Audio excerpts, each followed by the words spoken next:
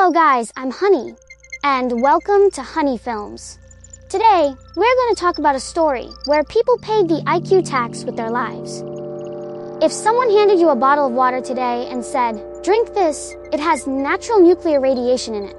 It will cure all your pains," you would probably think they were trying to kill you and call the police immediately.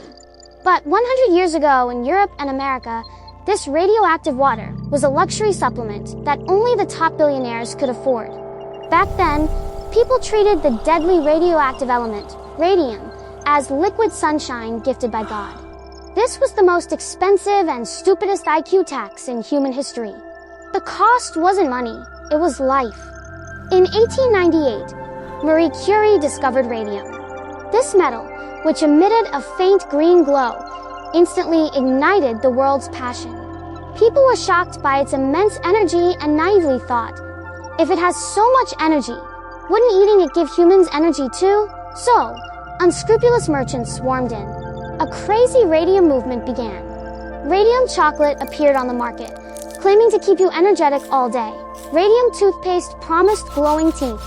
There was even radium underwear with explicit slogans like, "Make a man's life shine again." The logic back then was, add radium to everything. If it has radium, it's high-tech. If it has radium, it's a super supplement. Even Marie Curie herself fell ill from long-term exposure, but the public continued to crazily chase this green light. The peak, and also the end, of this farce was an American steel tycoon named Eben Byers. He was a top billionaire of that era and an amateur golf champion. Once, he injured his arm, and a doctor prescribed the hottest drug at the time, Radioactive. This stuff was basically highly concentrated radium water. After drinking it, Byers felt revitalized. He got completely addicted. He started drinking it like water, 3 bottles a day, telling everyone, "This stuff is a miracle."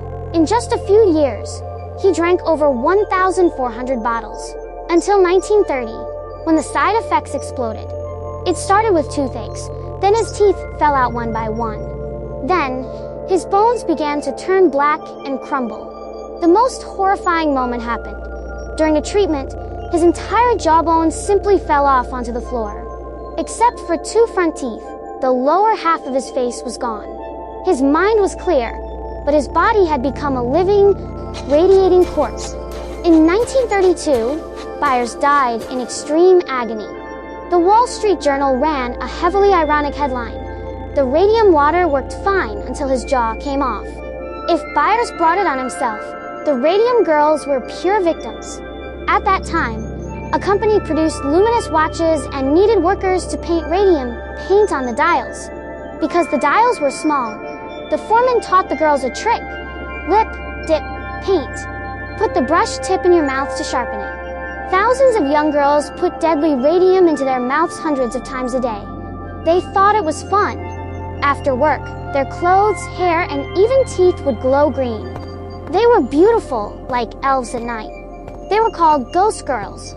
Soon, the consequences came. The girls' jaws rotted, their bones became brittle like sponges, and their legs broke easily. Even years after they died, if you take a Geiger counter to their graves, you can still detect strong radiation signals. Their bodies are still glowing today. The craze for radium lasted less than 30 years. But back then, anyone who questioned its safety was accused of hindering scientific progress. Humans are always like this. We rush to mythologize unknown powers before we understand them. From radium water back then to modern scams. The packaging changes, but the core remains. We are always looking for shortcuts. True health has no black technology. It lies in simple sunshine, air, and wholesome food. Those shortcuts that glow with tempting light often lead to a cliff.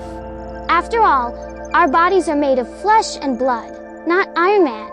We don't need a nuclear reactor for energy. I'm Hunnie. See you in the next video.